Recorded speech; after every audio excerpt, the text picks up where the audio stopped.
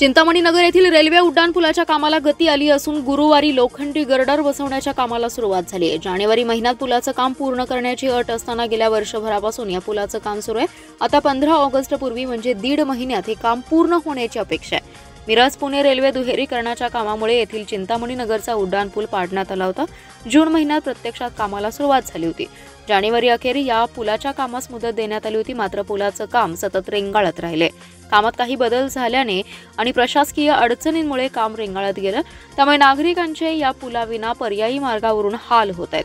पर्यायी मार्ग मोठे आणि चांगले नसल्याने अडचणी वाढल्या। सर्वपक्षीय कृती समितीच्या वतीने या ठिकाणी वर्षश्राद्ध घालून आंदोलन देखील केलं, तर दुसरीकडे भाजपने देखील आंदोलन करत काँग्रेसला लक्ष्य केलं होतं। त्यामुळे पुलाचा वाद चांगलाच रंगला होता। गेल्या आठवड्यात पालकमंत्री सुरेश खाडे यांनी या संदर्भात रेल्वे अधिकारी ठेकेदार यांची बैठक घेतली। दिनांक 15 ऑगस्ट पूर्वी काम करण्याच्या सूचना देखील दिल्या होत्या, त्यामुळे आता कामाला गती आली असल्याचं चित्र आहे। गुरुवारी बड्या क्रेनच्या साहाय्याने गर्डर दोन्ही बाजूच्या भिंतीवर ठेवण्यात आलेत। हे गर्डर विसावल्यानंतर पुलाच्या कामाला आणखी गती प्राप्त होणार आहे। 1.5 महिन्यात हे काम पूर्ण करावं लागणार आहे। आता दोन्ही बाजूला पुलाचा भराव करण्यात येणार आहे। शक्तीपीठ महामार्गासाठी भूसंपादनासह विरोध करत सांगलीवाडी, बुधगाव, कर्नाळ, मणेराजुरी यांसह इतर गावातील सुमारे 1,500 शेतकऱ्यांनी शक्तीपीठ महामार्ग शेती बचाव कृती समितीच्या मार्फत आपल्या हरकती प्रांताधिकाऱ्यांकडे दाखल केल्या आहेत। नागपूर गोवा शक्तीपीठ महामार्ग जिल्ह्यातून जाणार आहे। जिल्ह्यातील सुमारे 5,500 शेतकऱ्यांना याचा फटका बसणार आहे। यातील काही शेतकरी अल्पभूधारक आहेत, त्यामुळे या महामार्गाला विरोध होऊ लागलाय।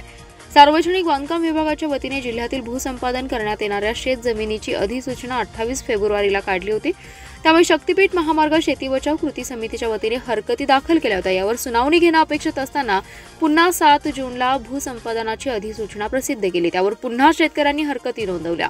सांगलीवाडी, बुधगाव, कर्नाळ, मणेराजुरी, मतकुंकी, नागाव, कवठे आदी परिसरातील शेतकऱ्यांनी पुन्हा 1,500च्या वर हरकती प्रांताधिकाऱ्यांकडे दाखल केल्यात। शिवाय जुन्या हरकतींवर तातडीने सुनावणी घेऊन शेतकऱ्यांना न्याय देण्यात यावा अशी मागणी देखील केली आहे। यावेळी सतीश साखळकर, उमेश देशमुख, उदय पाटील, प्रभाकर तोडकर, प्रवीण पाटील, उमेश शेडके, पैलवान विष्णू पाटील, यशवंत हारुगडे, अधिक पाटील आदी जण उपस्थित होते। जिल्हा मध्यवर्ती सहकारी बँकेचे संचालक आमदार अनिल बाबर यांच्या निधनामुळे रिक्त झालेल्या जागेवर त्यांचे पुत्र अमोल बाबर यांची संचालक मंडळाच्या बैठकीत निवड झाली।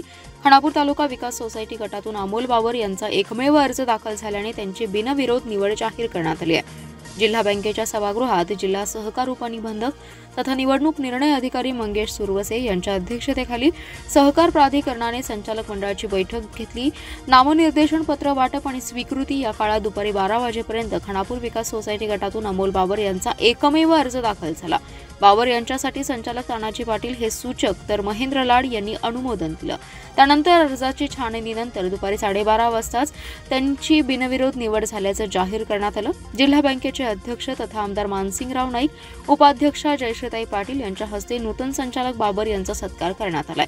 निवडीच्या बैठकीत संचालक मोहनराव कदम, अजितराव घोरपडे, प्रकाश जमदाडे, संग्रामसिंग देशमुख, BS पाटील, दिलीप पाटील, महेंद्र लाड, तानाजी पाटील, बाळासाहेब होनमोरे, मनसूर खतीब, वैभव शिंदे, सुरेश पाटील, पृथ्वीराज पाटील, राहुल महाडिक, सत्यजित देशमुख, चिमन डांगे, श्रीमती अनिता सगरे, बँकेचे मुख्य कार्यकारी अधिकारी शिवाजीराव वाघ उपस्थित होते। दिवंगत आमदार अनिल बाबर यांचे चिरंजीव सुहास आणि अमोल बाबर यांच्यापैकी अमोल यांच्या निवडीचे संकेत अगोदरच मिळाले होते, त्याप्रमाणेच निवड झाली आहे। निवडीनंतर त्यांच्या समर्थकांनी त्यांचा सत्कार केला। यावेळी जिल्हा परिषदेचे माजी उपाध्यक्ष सुहास बाबर, फिरोज शेख यांच्यासह अनेक कार्यकर्त्यांचा समावेश होता। छत्रपती शिवाजी महाराज यांच्या जयंतीनिमित्त महापालिकेत करण्यात आलेल्या सजावटीची बिले अद्याप अदा केली नसल्याने मराठा क्रांती मोर्चा आणि शिवजन्मोत्सव सोहळा समितीच्या वतीने महापालिकेसमोर अधिकाऱ्यांच्या विरोधात शंखध्वनी आंदोलन करण्यात आले। तर महापालिकेतील छत्रपती शिवाजी महाराज पुतळ्यासमोर धरणे धरले। आयुक्तांनी तातडीने आंदोलनाची दखल घेत 8 दिवसांमध्ये बिले अदा करण्याची ग्वाही दिली आहे। राज्यात 19 फेब्रुवारीला छत्रपती शिवाजी महाराज यांची जयंती मोठ्या उत्साहात साजरी करण्यात आली। महापालिकेत देखील मोठ्या थाटामाटात जयंती साजरी करण्यात आली। जयंतीनिमित्त आकर्षक विद्युत रोषणाई आणि इतर सजावट करण्यात आली होती। या कार्यक्रमाच्या खर्चाची जबाबदारी महापालिकेने घेतली होती, परंतु कार्यक्रमासाठी ज्या एजन्सीने काम केलं त्यांचे पैसे 4 महिने झाले तरी अद्याप अदा केलेले नाहीत। एजन्सी धारकांनी सतत पाठपुरावा केला तरीही याकडे दुर्लक्ष करण्यात आले। त्यामुळे संतप्त मराठा क्रांती मोर्चा आणि शिवजन्मोत्सव सोहळा समितीच्या पदाधिकाऱ्यांनी महापालिकेच्या छत्रपती शिवाजी महाराज पुतळ्यासमोर बसून बिले अदा करण्याची मागणी केली आहे। तर आर्थिक तडजोडीची मागणी करणाऱ्या अधिकाऱ्यांविरोधात महापालिकेसमोर शंखध्वनी केलाय। आयुक्तांनी या आंदोलनाची दखल घेत आंदोलकांशी चर्चा केली। बिले अदा करण्याबाबत संबंधित पूर्तता करून 8 दिवसांमध्ये पैसे करण्याचं आश्वासन दिलं। त्यानंतर आंदोलकांनी आंदोलन मागे घेतले। महापालिका आयुक्तांनी घरपट्टीच्या बिलात सुरू केलेल्या सवलतीच्या योजनेला चांगला प्रतिसाद मिळत असून आज अखेर 12 कोटींची आगाऊ घरपट्टी वसूल झाली आहे। ही 10% सवलतीची योजना 30 जून रात्री 8 वाजेपर्यंत सुरू राहणार असल्याची माहिती आयुक्त शुभम गुप्ता यांनी दिली आहे। ते म्हणाले, महापालिका क्षेत्रात कराचा भरणा करण्यासाठी ऑनलाईन सेवा सुरू केली आहे। 30 जून पर्यंत आगाऊ घरपट्टी भरणाऱ्या मालमत्ता धारकाला 10% सवलत मिळणार आहे। याचा लाभ घरपट्टी धारक घेत आहेत। 1 जून ते 27 जून अखेर सुमारे 12 कोटींची वसुली झाली आहे। या सवलतीच्या योजनेला प्रतिसाद मिळत असल्याने 30 जून रात्री 8 वाजेपर्यंत महापालिकेची सर्व CFC केंद्रे सुरू राहणार आहेत। जास्तीत जास्त नागरिकांनी या सवलतीचा लाभ घ्यावा असं आवाहन शुभम गुप्ता यांनी केलंय। नव्याने सुरू केलेली गो ग्रीन योजनेची उत्तम प्रतिसाद मिळत असल्याचं आयुक्तांनी सांगितलं। तसेच गो ग्रीन योजनेअंतर्गत नोंदणी करणाऱ्या आणि पर्यावरण दृष्टीने सजगता दाखवणाऱ्या पहिल्या 10 नागरिकांना प्रातिनिधिक स्वरूपात सत्कार करण्यात येणार आहे। महावृक्ष लागवड अभियान प्रांताधिकारी यांच्या अध्यक्षतेखाली नुकतीच बैठक पार पडून मंगळवारी मोठ्या उत्साहात जत तालुक्यात प्रशासकीय यंत्रणा आणि लोकप्रतिनिधी यांच्या पुढाकारातून सामाजिक संस्थांना सोबत घेऊन महावृक्ष लागवड अभियानाला सुरुवात करत मोठ्या प्रमाणात वृक्ष लागवड केली। पण वृक्ष लागवडीच्या दुसऱ्याच दिवशी जत बस स्थानक प्रशासनाने मात्र फांद्या तोडण्याची जत नगर परिषद प्रशासनाकडून परवानगी घेऊन मोठी वाढलेली झाडे मुळासकट कापून वृक्ष लागवड अभियानाला हरताळ फासण्याचं काम जत बस स्थानक प्रशासनाने लोकप्रतिनिधींच्या नाकावर टिचून प्रति आव्हान देत केले। त्यामुळे वृक्षप्रेमींच्यात प्रचंड नाराजी असून बस स्थानक प्रशासनातील दोषी अधिकारी आणि कर्मचारी यांच्यावर योग्य ती कारवाई करण्याची मागणी युवा नेते विक्रम ढोणे यांनी केली आहे। यापूर्वीही जत बस स्थानकात झाडे तोडण्यात आली होती। त्याची तक्रार केल्यावर वन विभागाने पंचनामा करून प्रांताधिकारी कार्यालयाकडे पुढील कार्यवाहीसाठी कागदपत्रे जमा केली। पण 4 वर्ष उलटूनही प्रांत कार्यालयाने कोणतीही कार्यवाही न केल्याने जत बस स्थानकाच्या प्रशासनाचा आत्मविश्वास वाढला आणि त्यांनी पुन्हा पूर्ण वाढलेली झाडे तोडण्याचं महापाप केलं असून आता तरी बस स्थानक प्रशासनावर कारवाई करणार का हा प्रश्न आहे। कारवाई केली तर भविष्यात झाडे तोडताना सर्वच घटक विचार करतील। त्यातून वृक्ष तोडीला लगाम बसून तालुका हिरवाईने नटून दुष्काळी कलंक पुसून निसर्गाचा समतोल राखण्यास मदत होईल असं मत युवा नेते विक्रम ढोणे यांनी मांडले। सांगलीसह जिल्ह्यातील 3 तालुक्यांना गेल्या 2 वर्षांपूर्वी महापुराचा मोठा फटका बसलाय। सांगलीकरांवर आलेलं हे दुहेरी संकट टाळण्यासाठी आज 12 बलुतेदार आणि महिलांच्या वतीने कृष्णाबाईची ओटी भरून तिला पुन्हा कोपू नको अशी विनवणी करण्यात आली आहे। सांगली येथील बुरुड समाजाच्या वतीने गुरुवारी कृष्णाबाईत आंबील ओटी उत्सव मोठ्या उत्साहात साजरा करण्यात आलाय। कृष्णा नदी पावसाळ्यात कोपू नये यासाठी पावसाळा सुरू होण्यापूर्वी ओटी भरण्याचा उत्सव दरवर्षी कृष्णा काठावरील बुरुड गल्लीतील बांधवांमार्फत आयोजित केला जातो। यावर्षी साजरा हा करण्यात आलाय। या उत्सवासाठी माहेरवाशिनी आणि पै पाहुण्यांना निमंत्रित करण्यात आले। जामवाडीतील मरगुबाई मंदिराजवळून कृष्णा घाटापर्यंत नैवेद्य वाजत गाजत नेण्यात आला। महिलांच्या वतीने कृष्णाबाईची साडी, चोळी आणि खणा नारळाने ओटी भरण्यात आली। कृष्णाबाई कोपू नको, शांत हो, आम्ही तुझी आरती करतो, तू आता तुझी जागा सोडू नको अशी विनवणी करत सांगलीकरांना पुन्हा पुराच्या संकटातून वाचव अशी प्रार्थना या महिलांच्या वतीने करण्यात आली।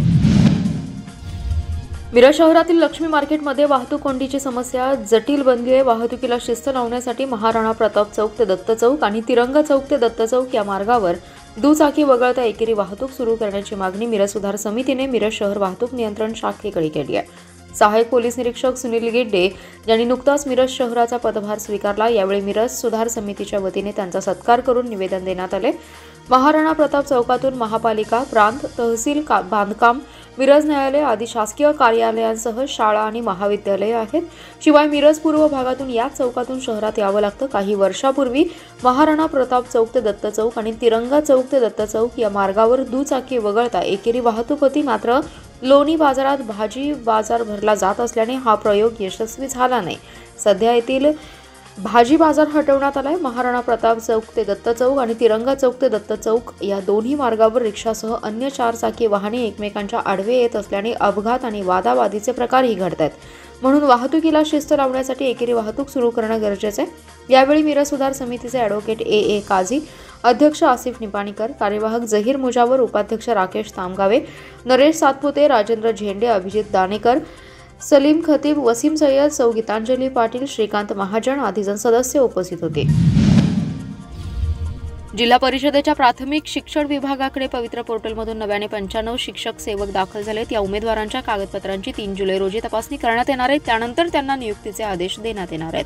प्रशासनाच्या वतीने त्या दृष्टीने हालचाली सुरू झाल्या आहेत।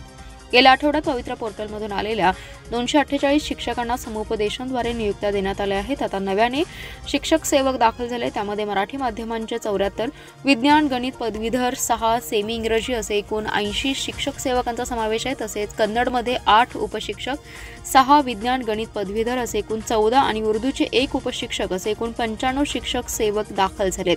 या उमेदवारांची मुख्य कार्यकारी अधिकारी तृप्ती धोडमिसे यांनी 3 जुलै रोजी कागदपत्रांची पडताळणी करण्याची सूचना दिली। त्यानुसार जिल्हा परिषदेमध्ये वसंतदादा पाटील सभागृहात कागदपत्रांची तपासणी होणार आहे। त्यानंतर त्यांना नियुक्त्या दिल्या जाणार आहेत। नव्याने दाखल झालेल्या शिक्षक सेवकांमुळे काही शाळेत रिक्त असलेल्या जागा भरल्या जाणार आहेत। तसेच जिल्ह्यात ज्या शाळेत शिक्षकांच्या जागा रिक्त असतील तिथे सेवानिवृत्त शिक्षक मानधन तत्वावर लवकरच भरण्यात येणार आहे।